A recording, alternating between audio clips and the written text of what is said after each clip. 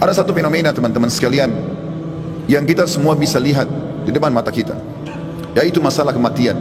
Risalah ini akan kami sampaikan kepada orang yang sehat dan sakit, orang yang kaya dan juga miskin, para pemimpin dan masyarakat, orang cerdas dan juga orang yang bodoh, laki-laki dan perempuan, anak kecil ataupun orang dewasa.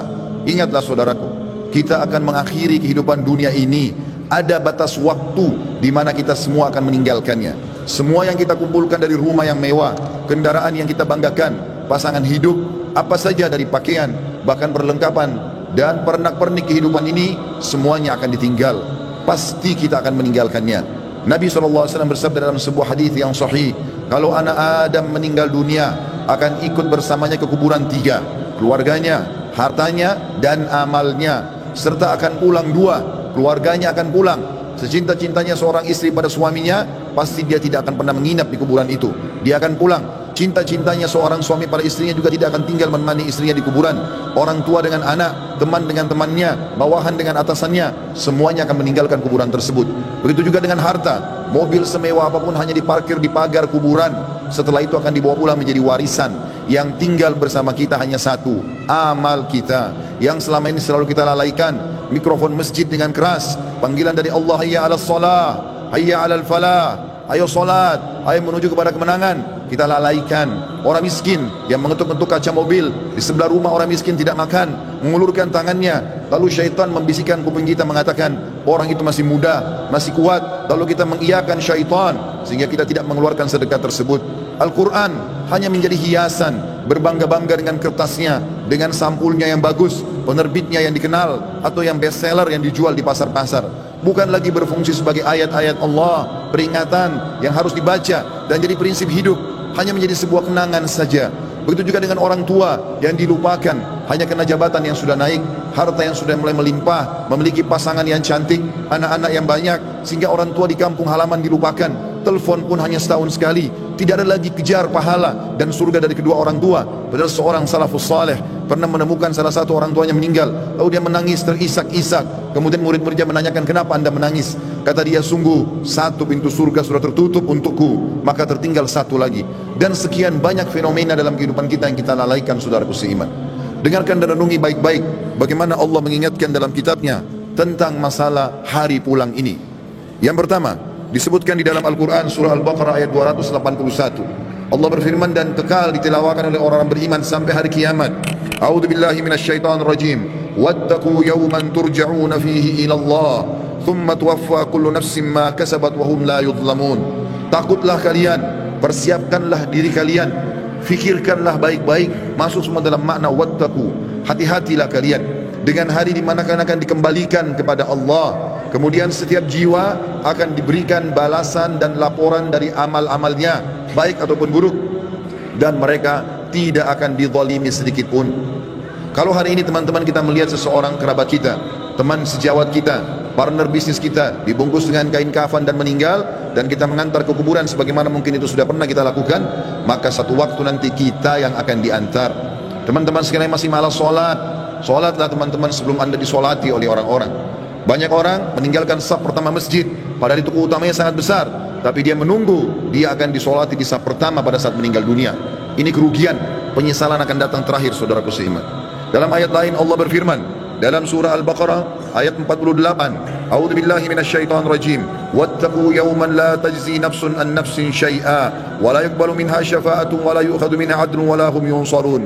Hati-hatilah kalian, perhatikan baik-baik, renungi baik-baik kata Allah, hari di mana tidak ada lagi jiwa bisa membantu jiwa yang lain, dan tidak akan diterima lagi rekomendasi-rekomendasi, pertolongan-pertolongan, dan juga tidak akan pernah ada yang bisa memenangkan. Di dalam ayat yang lain juga Allah mengingatkan surah Luqman, surah nomor 31 dalam Al-Quran ayat 33. A'udzu billahi minasyaitonir rajim. Ya ayyuhan nas, ya ayuhan nasu taqu rabbakum wakhshaw yawman la yajzi walidun an waladihi wala mauludun huwa jazin an walidihi syai'a inna wa'dallahi haqq fala taghurrannakumul hayatud dunya wala yaghurrannakum billahil garur. Artinya, hai sekalian manusia, wahai manusia, Allah panggil, Allah memanggil semua kita tanpa mengenal sukunya, bangsanya, jabatannya, status sosialnya, ataupun laki-laki dan perempuan, muda ataupun tua.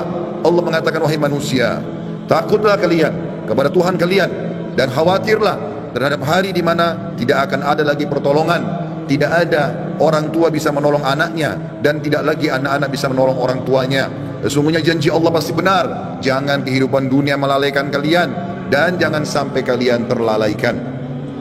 Allah subhanahu wa ta'ala mengingatkan di ayat yang lain, surah Al-Muzammil, surah nomor 39 ayat 17 sampai 19.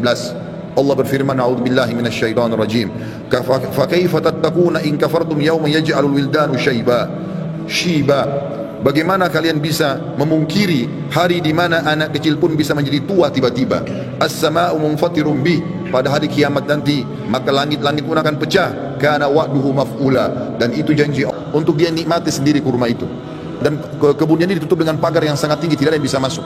Maka pada saat dia lagi duduk menikmati kurma tersebut, tiba-tiba di depannya semak belukar ya, bergerak seakan-akan ada orang. Maka dia sambil marah mengatakan, siapa kamu? Begitu beraninya kamu masuk ke dalam kebunku tanpa izin. Maka tiba-tiba keluar dari semak belukar tersebut orang yang dia tidak kenal. Lalu orang itu mengatakan, sesungguhnya aku adalah sosok yang tidak butuh izin untuk datang ke tempat siapapun. Aku sosok yang selalu ditakuti oleh seluruh raja-raja dan orang-orang yang membongkok atau menyombongkan diri. Aku sosok yang selalu kalau datang tidak pernah terlambat dalam menyelesaikan urusanku. Maka tiba-tiba orang soleh dan kaya ini menundukkan matanya yang tadinya melotot karena merasa marah, tiba-tiba dia ketakutan. Lalu dia mengucapkan kalimat, apakah Allah masih memberikan aku kesempatan untuk kembali? Maka dia pun, orang itu pun mengatakan, masih ada beberapa waktu untukmu, maka bertaubatlah. Tiba-tiba orang itu menangis, kemudian dia angkat kepalanya, orang yang tadi menyampaikan berita itu sudah hilang.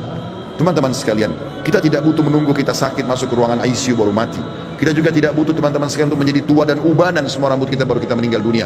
Kita tidak butuh tiba-tiba teman-teman stroke ataupun tubuh kita melemah atau kulit kita keriput baru kita meninggal dunia. Berapa banyak anak kecil yang masih muda pada saat ajalnya datang semuanya meninggal dunia.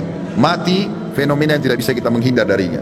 Perhatikan baik-baik, Allah berfirman di dalam surah Al-Imran, surah nomor 3 ayat 185. A'udzubillahi minasyaitonir rajim.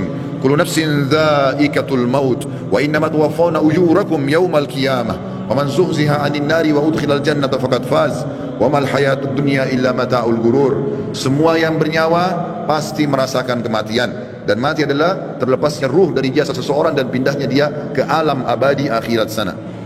Dan setiap jiwa akan diberikan balasan pada hari kiamat sesuai dengan amalnya. Maka siapa yang bisa diselamatkan pada hari kiamat dari api neraka kemudian masuk dalam surga, sungguh dia telah beruntung. Ketahuilah, kehidupan dunia hanyalah kehidupan yang menipu belaka. Di dalam ayat lain Allah mengingatkan juga dalam surah Al-Anbiya, wahai para orang ragawan yang merasa badannya berotot, kuat, segar, atau orang-orang yang menjaga kesehatannya dengan vitamin yang mahal, tidak akan bermanfaat pada saat ajal datang. Wahai orang-orang yang merasa hartanya banyak, orang yang selalu memerintahkan banyak pegawainya, sadarlah teman-teman sekalian bahwasanya itu hanya sebentar. Semua ada pertanggungjawabannya. Allah mengingatkan dalam surah Al-Anbiya, surah nomor 21 ayat 35. A'udzubillahi minasyaitonir rajim. Kullu nafsin dha'iqatul maut wa nabluukum bisyarri wal khairi fitnah wa ilaina turja'un. Semua yang bernyawa pasti akan mati, dan kami menguji kalian dengan kebaikan dan keburukan sebagai fitnah. Maka kalian harus tahu kalian akan dikembalikan kepada kami. Maksudnya kata ulama tafsir, kebaikan adalah dengan jabatan, dengan harta, dengan kelebihan paras wajah, fisik, pasangan hidup, keturunan yang banyak. Itu cobaan dari Allah subhanahu wa ta'ala. Bersyukur tidak, digunakan dalam ketaatan kepada Allah atau tidak, dia tunggangi enggak itu untuk panen pahala yang besar pada hari kiamat. Begitu juga kami uji kalian dengan keburukan. Keburukan juga datangnya penyakit, gangguan orang, semua melalui itu. Bersabar tidak, sehingga akhirnya mendapatkan pahala yang maksimal pada hari kiamat. Di dalam ayat lain surah Al-Ankabut, surah nomor 29 ayat 57 juga Allah berfirman, A'udzubillahi minasyaitonir rajim. Kullu nafsin dha'iqatul maut, tsumma ilaina turja'un. Semua yang bernyawa pasti akan mati. Sekuat apapun dia, sehebat apapun dia sembunyikan dirinya dalam sebuah bangunan yang besar, pasti dia akan mati dan akan dikembalikan kepada kami. Di dalam ayat lain Allah lebih jelas lagi menekankan masalah itu dalam surah An-Nisa. A'udzubillahi minasyaitonir rajim. Ainama takunu yudrikkumul maut walau kuntum fi burujin musyayyadah. Dimanapun kalian sembunyi, pasti mati akan datang kepada kalian, walaupun kalian sembunyi di dalam bangunan yang sangat kokoh. Dan terakhir ayatnya adalah Allah SWT mengingatkan dalam surah Jum'ah, ayat yang sudah sangat masyhur, surah nomor 62 ayat 8. A'udzubillahi minasyaitonir rajim. Qul innal mautal ladzi tafirruna minhu fa innahu mulaqikum tsumma turadduna ila alimil ghaibi wasyahadati fayunabbi'ukum bima kuntum ta'malun. Katakan hai Muhammad, sampaikan kepada semua manusia, terutama umatmu, mati yang selama ini kalian tidak mau kenang, tidak mau ingat, tidak mau punya persiapan, pasti akan mendatangi kalian. kemudian kalian akan dikembalikan kepada zat yang maha mengetahui yang gaib dan juga yang nyata, dan akan memberitahukan kepada kalian apa yang telah kalian amalkan. Saudaraku seiman, ingat, ruangan ICU di rumah sakit hanya 2 atau 3, dan orang yang sedang berobat di rumah sakit lebih sedikit jumlahnya daripada orang yang berjalan di sebelah rumah sakit. Di pinggir jalan lebih banyak, artinya lebih banyak orang meninggal yang tidak sakit. Hati-hati, berapa banyak orang yang muda, masih anak-anak sudah dipikul di geranda jenazah. Sadarlah teman-teman sekalian, mati ini kalau selalu dikenang, dia akan jadi pengontrol dalam kehidupan. Maka kita hanya selalu tahu yang kita nikmati yang halal, yang kita kerjakan yang diperintahkan oleh Sang Pencipta Allah, dan semua yang haram, bahkan yang makruh pun akan ditinggalkan. Mati adalah pengawas yang sangat baik. Makanya kata Nabi SAW dalam sebuah hadis, kafa bil mauti dzakira, cukuplah mati itu akan menjadi peringatan bagi orang-orang.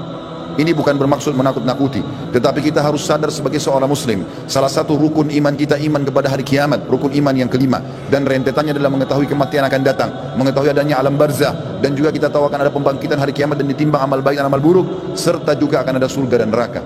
Ini penentuan terbaiknya adalah pada saat sekarang kita masih hidup. Jangan terus-menerus lalai.